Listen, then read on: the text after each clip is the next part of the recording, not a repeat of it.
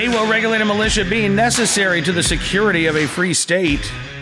The right of the people to keep and bear arms shall not be infringed. Thank you for tuning into another edition of Bearing Arms Cam and Company. My name is Cam Edwards. It is good to be with you. Coming up on the program today, it's going to be a little bit different program than what we normally do. I don't have any news headlines for you or anything like that, and that's for a very good reason, because I'm actually taping this a few days before you're actually seeing it. I am theoretically on vacation this week, but I had a couple of really, really interesting interviews that I wanted to share with you. I didn't want to wait till I got back. So, we talk a lot on this program about bad ideas, but there's some good ideas out there. They're not gun control laws, they're not gun control proposals, but they're good ideas. And in fact, in many cases, they're coming from gun owners and Second Amendment supporters. And they're saying things like, listen, I don't think your gun ban is going to work. I think your universal background check laws are unconstitutional. But here's something that we can do to reduce violent crime. Here's something that we can do to reduce suicides.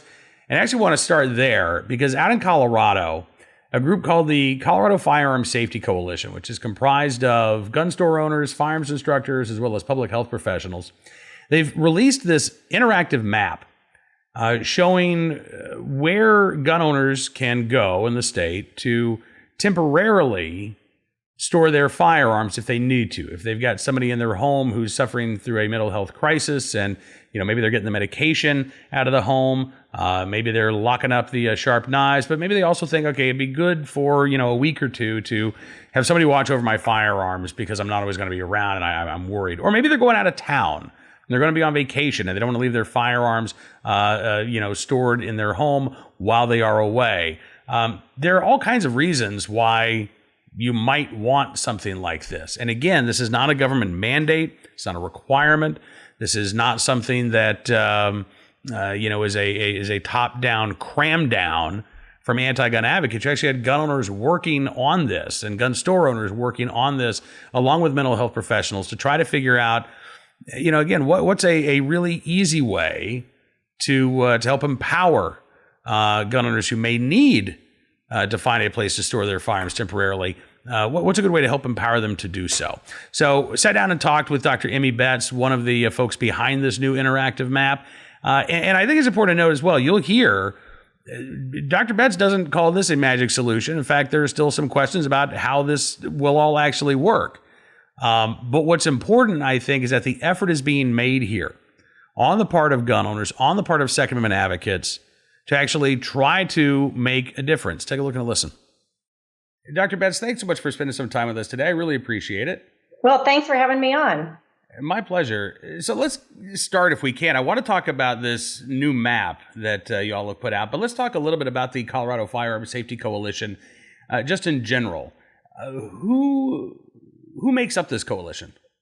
Yeah, so we started, I think, in 2015. The core members there are some folks who own different large firearm retailers and ranges in the kind of Metro Denver area.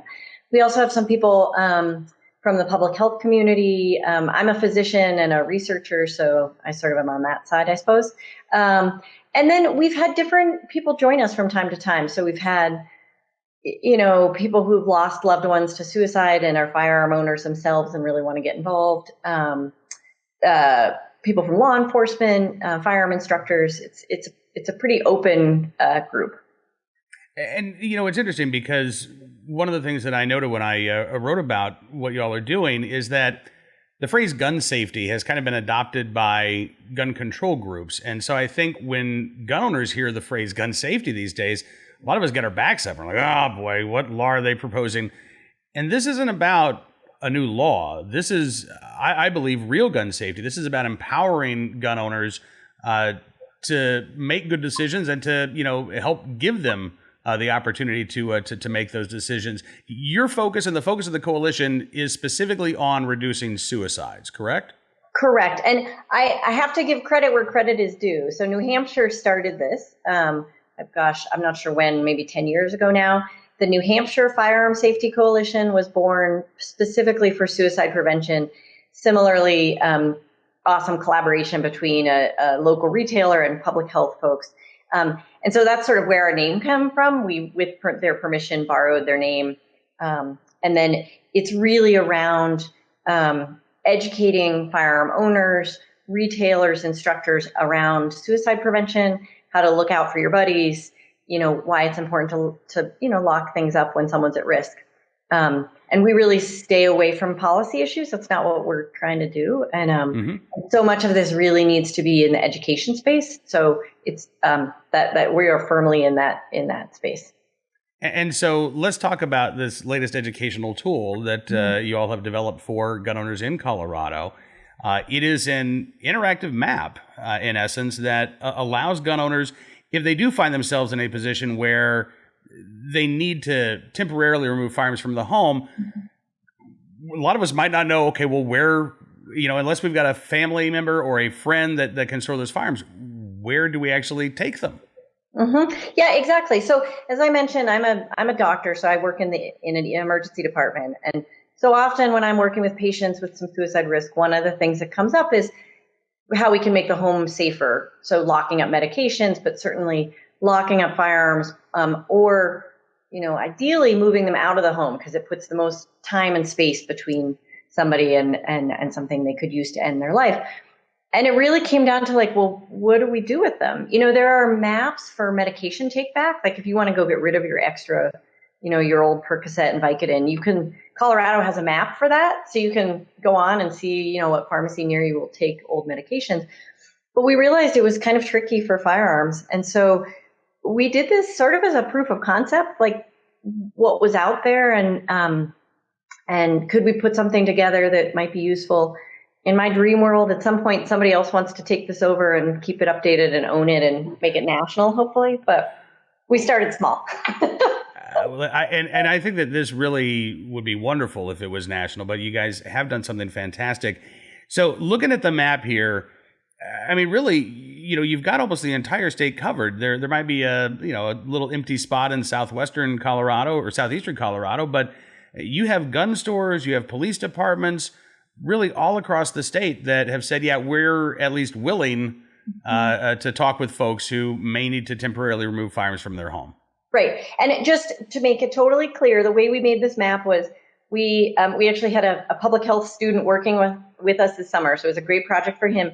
He used Google to search and see what he could find. He then called every single store and actually emailed the law enforcement agencies to ask if they would consider temporary storage. Some already offer it.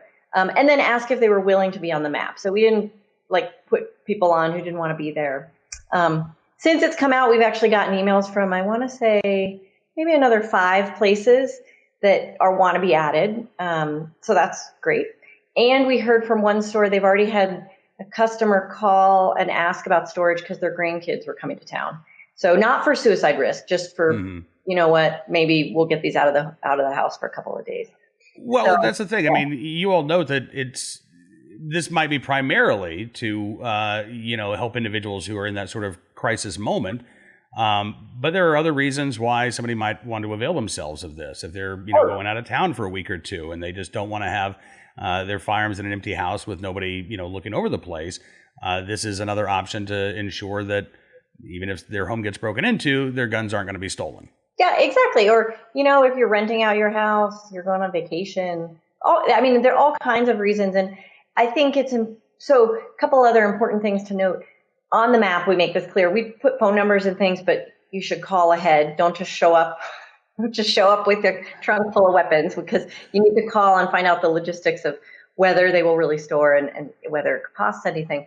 But it's really still up to the stores what they can accommodate the situation. And importantly, it'll vary on the store, but you might not need to give a detailed explanation of why. So if someone doesn't feel comfortable saying, I'm going through a really tough time, I don't feel safe with this around me right now, they maybe don't have to say that. It's not like there's a big form you have to fill out explaining exactly why you're doing it. Which I think is one of the great things about this is that there's not a lot of bureaucracy. There's not a lot of red tape. You talk about the grassroots nature of what you all are doing. And I think there's a real benefit to that. Yeah. I do want to acknowledge there are a whole lot of questions that we don't have the answers to. especially on the side of the folks providing the storage. So we work pretty closely with, as I mentioned, some retailers in town, and they've figured it out for themselves at least. And, they have some paperwork around liability if the weapons are damaged while they're in storage, the period for pickup cost, those kinds of things. But some stores may not have figured this out yet because this is a new area. And so I think there are a lot of really good questions around things like liability when they're returning it. The question always comes up of whether 4473 is needed, and is it a transfer, is it not a transfer? And then that's going to vary by the location as well, and by the state. I mean, I'm talking to folks in New Mexico. It sounds like it's pretty different there. So I hope this is bringing up actually a lot of questions about how we can make this easier for people who want to use it. Because that's ultimately the end goal, right, is to make this as easy as possible to take advantage of something like this. Yeah, exactly. For whatever reason, sometimes the best plan is to get the firearms out of the house.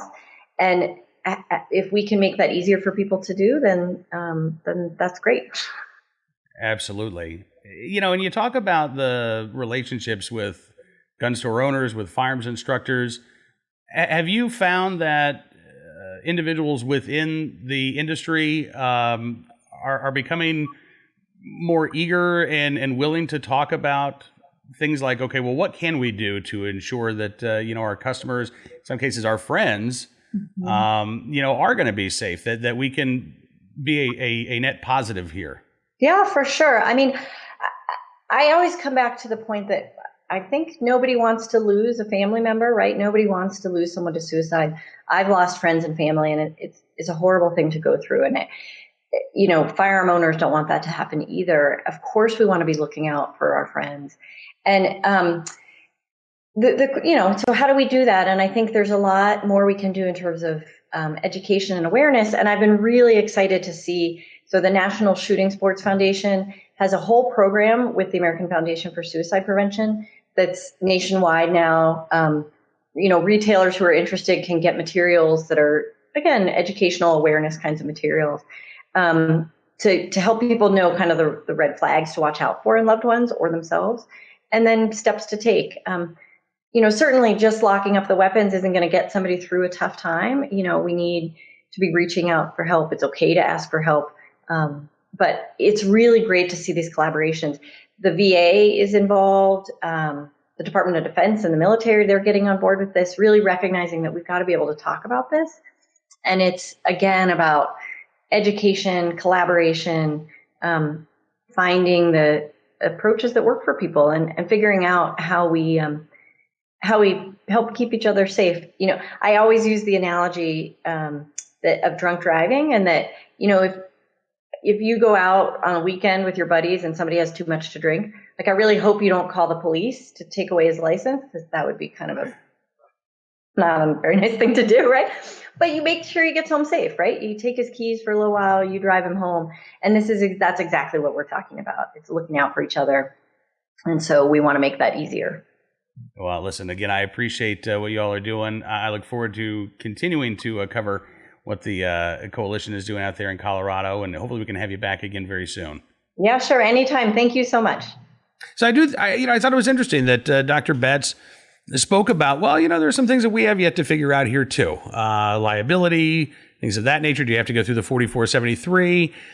Again, these are really good questions. But I think the intentions are good. And not only that, but I think that the folks who are working on this are also, again, they're trying to think about those unintended and unforeseen consequences, which sadly, a lot of gun control activists don't do when they're out there pushing just another gun control law. One of the most popular proposals right now when it comes to gun control laws, quote unquote, universal background checks, right? Every private transfer of a firearm has to go through a background check.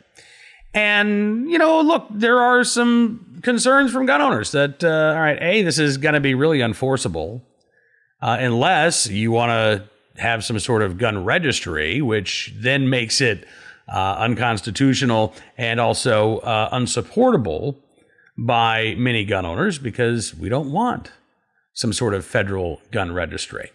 At the same time, is there a way to either improve the existing system or maybe blow up the existing system and create a new background check system from scratch that would allow for private gun owners like you and me to sell a firearm to somebody who we don't know, while giving us the opportunity to make sure that they're okay, that they're not a prohibited person, in a way that doesn't set up a gun registry, in a way that actually increases the privacy of gun owners.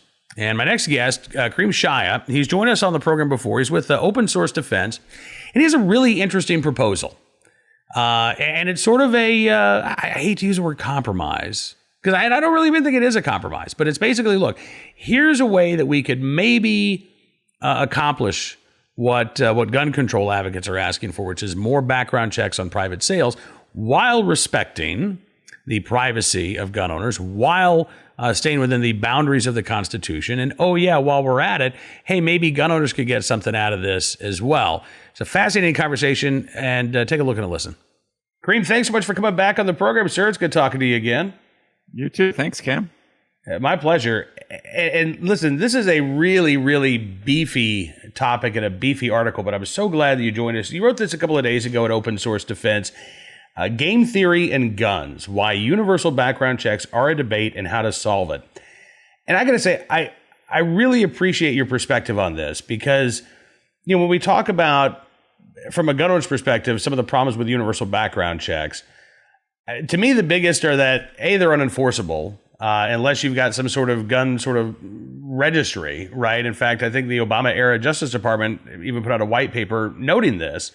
It's really hard, if you don't know who owns what guns, it's really hard to, you know, keep track of the transfer of firearms, right? So you're not just talking about background checks, you're really talking about a registry, which is a no-go for a lot of gun owners around the country. Sure. Yeah, I mean, the reason I wrote the article is there's this dynamic where people kind of lay out these arguments, and to gun owners, they all make sense and they're all pretty well known. And it's just hard to get anywhere with them. So I wrote this article to analyze not just what is going on, but try to come up with a theory for why. So first thing is, if you always hear the polling number that universal background checks have 90% support, which actually, it turns out, if you look at the polls, is true in a very narrow sense, but the story is a lot more complicated than that. Absolutely. And then the second thing is to analyze this question of why are people on each side sticking to a path that the other side genuinely believes is crazy? So how do we explain that? And then the third part is, what's a possible way to solve it? All right, so let's start with the first point here, that, you know, gun control advocates say, look, these things are so incredibly popular. 90% of Americans, as you say, support this. There was just a poll out of Ohio showing, I think, 89% of respondents said, yeah, gun sales should go through a background check. But it's interesting, Kareem, because there was a follow-up question, and only 48% of respondents said that they believed that gun control laws in Ohio needed to be stricter. So what's going on here? Yeah, I mean, so there's a couple things. The first is the specific question that gets this kind of 80 to 90% support is typically some flavor of, do you favor or oppose background checks on gun buyers? So it kind of makes sense that 90% of people who may not know the law, right? So they may not know that's current law, and they'll say, yeah, sure. So I saw a poll the other day that it was something like very low support, 30, 20% support for a ban on handguns.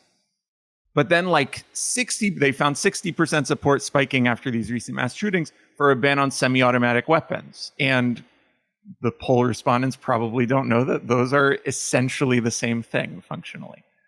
And then the other thing, going back to the universal background checks, is support tends to plummet when you get into the details of what these mean. So if you rephrase the question to, how much jail time should you get for giving your cousin a gun for his birthday?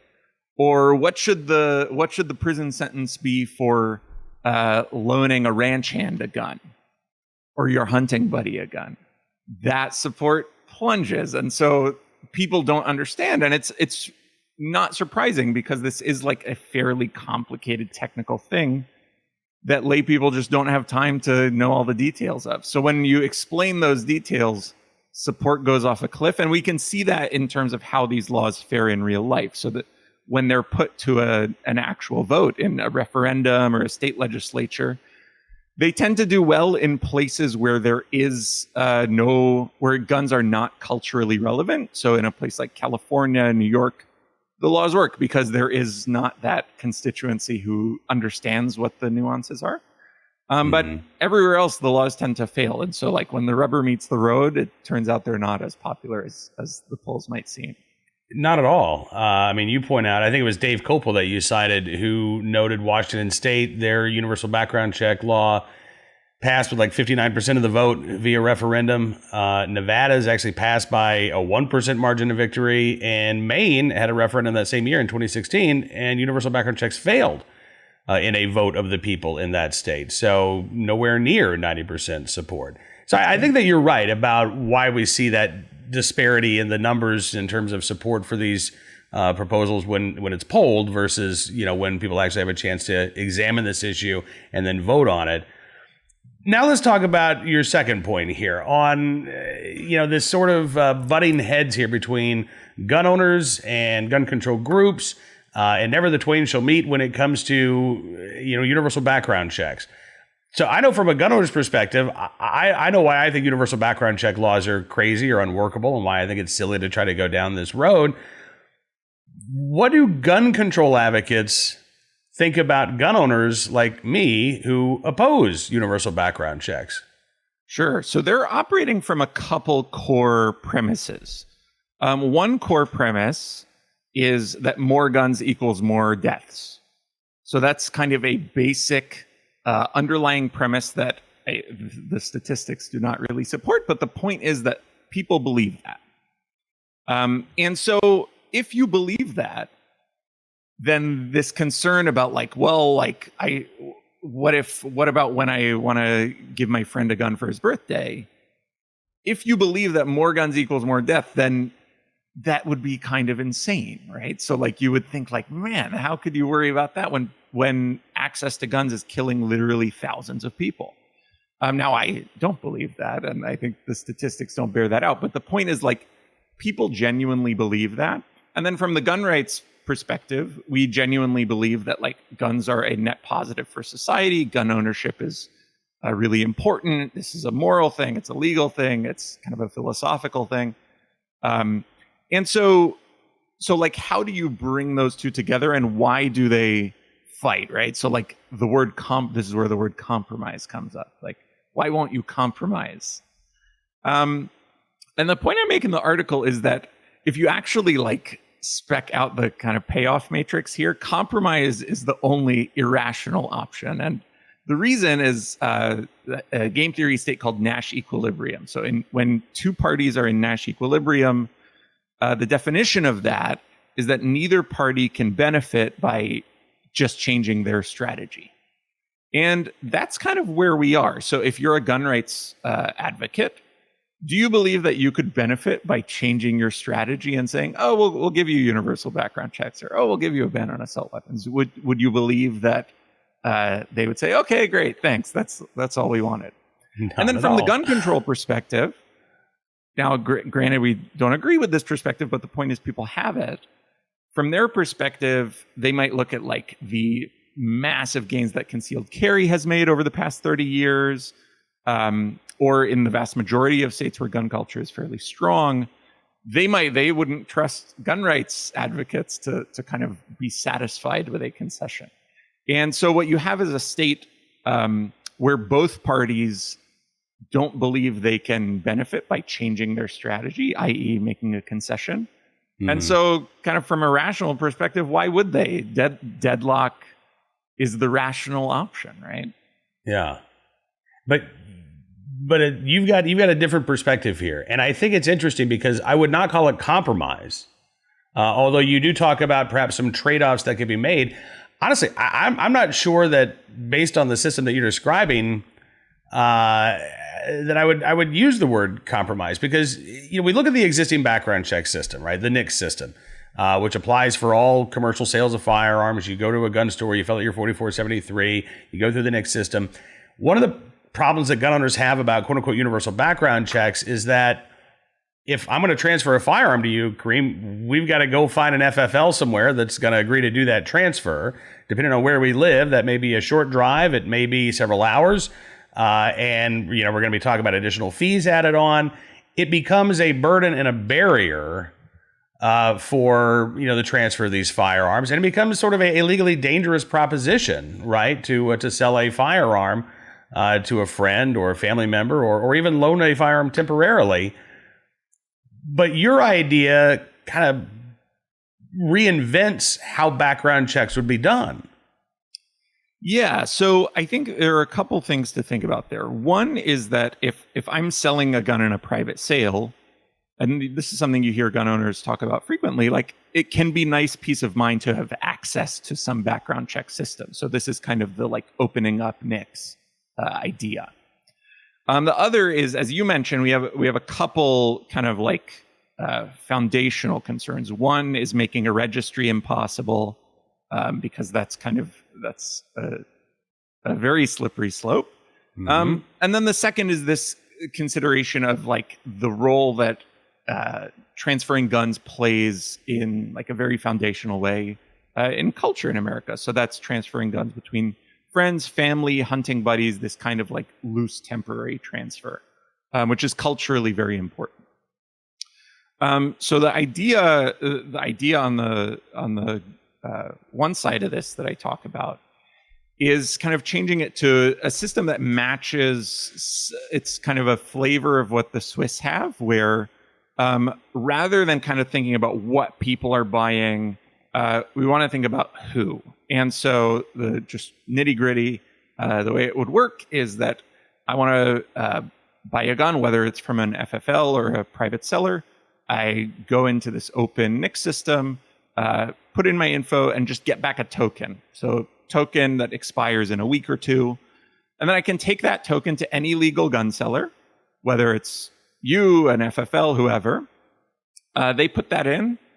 They check my ID. They just get back one word, approved or denied. It doesn't need to track anything about what's being sold, how much of what is being sold, or even who's selling. It works without knowing the seller's identity at all. The point is, thumbs up or thumbs down for this gun buyer. And cool. And like, that's your universal background check, quote unquote. And that kind of does a couple things. One, on the gun control side, it kind of checks that the top thing off their list. And so if we're talking about like being willing to negotiate in good faith, like that's a pretty good thing. And then the other is on the gun rights side, for a long time have been talking about this idea of, hey, I would like to open up NICS so if I'm doing a private sale to a stranger, I know what I'm getting into. And then the last thing is just exempting temporary transfers and transfers between family, just because of the cultural importance of those things. And to your point, the fact that introducing a background check into those things is not a trivial matter. It's kind of like destructive to those foundational cultural rituals. Listen, I think it's a really, really intriguing idea. Because as you say, it addresses the concerns of gun owners, which is we don't want a firearms registry. We don't want the government knowing what guns we own. But it also, theoretically anyway, addresses the concerns of gun control advocates. Okay, we want to see more background checks on these private sales. I guess maybe one of the issues that I would see is, again, enforcement of this, right? Sure. Because without that registry, again, how do you know if the firearm was transferred using one of those tokens? So how easy would this law be to enforce? You know, if you look at how most laws are enforced through word of mouth, undercover operations, and just kind of good old-fashioned police work, and not through this kind of like Minority Report data collection stuff. Mm-hmm. And so to your point, I think it would be super important to make sure that this stays enforced that way and never goes down the registry direction. And the point is that it makes it technologically impossible to create a registry. And I want to jump in and say that the other half of this, if we're talking about give and take, I think it's important for anything we consider to be a net positive for gun rights. So if it's not a net positive for gun rights, we're not going to talk about it. Yeah. And so the other half of this is an NFA rollback for SBRs and suppressors. I was just about to get there. Okay. And I'm curious why you chose that, because, honestly, in terms of give and take, there are a number of things that you could have suggested. National right to carry reciprocity, repealing the NFA altogether, and which I guess is sort of where you're headed with the repealing these Depression era laws on barrel lengths and suppressors and things of that nature. Yeah, so I think out of all the gun laws in the country, laws on barrel lengths and suppressors probably make about the least sense you can. So if we look at the barrel length laws, how did those get into the NFA in the first place? The original draft of the NFA was meant to make all handguns NFA items. And at a $200 tax in 2019 dollars, that's $3,700. The goal was and the stated goal was to effectively ban handguns. Now, when it came time to vote on that, they couldn't get political support for it. It was not popular enough, fortunately, to pass Congress. And so they took handguns out of the NFA. But what they had done was add kind of a way to close a handgun loophole. So to prevent somebody from buying a rifle, cutting down the barrel and cutting off the stock and saying, oh, it's not a handgun, it's a rifle. To prevent that, they had added these barrel length restrictions to the NFA. Now, when they took the handgun restrictions out, they didn't take the barrel length restrictions out, and the barrel length restrictions were only there to close this handgun loophole, quote unquote. And so they make almost no sense. And if we're talking about concealability, of course, handguns are much more concealable than any SBR. And so the idea that handguns are a Title I firearm, and SBRs and SBSs are 10 years in prison if you have, if you cut an inch off your rifle barrel. It just does not make sense. And there is not even like a plausible public safety argument for it. So it's not even really a debate. And then suppressors, if you look back at the congressional record, were not discussed at all in the NFA, in debate over the NFA. And I mean, your audience and we know kind of suppressors well enough to know that they're still as loud as a jackhammer. We wrote an article on Open Source Defense called "Suppressors Are the Perfect Handgun Accessory, so why aren't they more popular?" And the idea there is it is the theoretically perfect accessory, and we go into why it's perfect for lawful shooters, useless for illegal criminal shooters, and it's like the perfect gun safety accessory. And I think the case there is very tight. We have more on that on our website for folks who are not convinced, although I think your audience is going to be fairly amenable to that. Yeah, I think you're probably right. Although it's interesting, the gun control side certainly would not be. I saw the Trace had a story this week about people who are manufacturing their own suppressors, and in some cases, I guess, not registering those with the NFA, and they're wringing their hands over this, and again, not necessarily understanding, or at least I don't think they imparted to their audience how easy it is to make a suppressor and how impossible it would be to try to ban everything that you could use to build one yourself. Suppressors are definitely on the gun control advocates' wish list of things they want to ban entirely right now. So that would be a huge step if you could get gun control advocates to say, all right, fine, we'll leave suppressors alone. I think, if you look at what happened with assault weapons, quote unquote, where we went from in the early 90s, they were actually banned, albeit with a 10-year sunset. Congress passed a law, quote unquote, banning them. To today, there's still talk of that, but I think that would be a much taller hill to climb. The installed base of just AR-15s has gone up by a factor of 50 since the early 90s.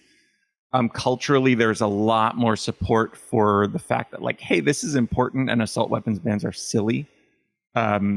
Now, granted, that's still a discussion, but I think as a gun rights community, we're in a lot of ways in a better place today than we were in 1994 from that perspective, in a stronger place. And so I think a little bit of the same thing can happen with suppressors, where if we're out there making the case that, like, hey, if you actually understand the details of this, it's quite silly to complain about. I think over time, people will come around. We just have to be out there making that case, making rational arguments. And over time, we can make the case that, like, if you are complaining about this, it means you haven't really studied the issue. And over time, I think that can become kind of embarrassing for people. I think you're right. Well, again, it is a fascinating proposal. I'm very curious to hear what our audience thinks about this. I appreciate you coming on the program, join us once again, and I hope we get a chance to do this again very soon. My pleasure. Thanks, Cam. All right, so I know that you probably have opinions about this, and I would love to hear your opinions about this. You can send me an email, cam.edwards@bearingarms.com. You can tweet at me on Twitter, @CamEdwards. What do you think about both of these proposals? This interactive map that's designed to help gun owners figure out where they could temporarily store their firearms. What do you think about Kareem Shaya's idea for opening up the NICS system, getting that token that you take with you as the prospective gun buyer, as opposed to the gun seller running your information through the NICS system? Is that something that you think could be workable? I brought this up with my wife the other day, and she actually brought up, well, what about people stealing your identity? I mean, how do you really know that that person is you? Again, I don't think Kareem has all the answers. I certainly don't have all the answers, but I would love to hear your thoughts on this. And I'll open it up even a little bit further. I would love to hear your thoughts on, okay, look, we're all concerned about violent crime. We're all concerned about suicides. We're all concerned about people taking their own lives or ending the lives of others. We know that gun licensing is not the way to go. We know that trying to ban guns is not the way to go. We know that imposing insurance mandates and pricing people out of a right, that's not the way to go. But I'm curious if you have any ideas that you think would address suicide, violent crime. We could break down violent crime into, gang violence, domestic violence, and stranger on stranger violence, and then, active assailant attacks. Do you have any ideas? Anything that you think that could be done, again, that would respect the Constitution, respect the rights of American citizens, and would actually be effective at combating violent crime or reducing suicides? I would love to hear your thoughts as well. Again, the email address, cam.edwards@bearingarms.com. @CamEdwards on Twitter. Now, this is going to be the one Bearing Arms Cam & Company for the week. Hopefully. If you see me again this week, something's gone terribly, horribly wrong, and I've had to end our vacation trip early, and I'm back in Farmville, Virginia, and I really hope that that's not the case. So hopefully, I will talk to you again next week with another edition of Bearing Arms Cam & Company. As always, if you want to get the show in a podcast form, you can find us on Apple Podcasts, on Spotify, on Stitcher. You can also find us, of course, at YouTube. Just subscribe to Town Hall Media, and you can get the latest shows when they're available, which will, again, be in just a few days. Do appreciate you tuning in today. Thank you so much for your time. Thanks for spreading the word, and we will see you here soon with another edition of Bearing Arms Cam & Company.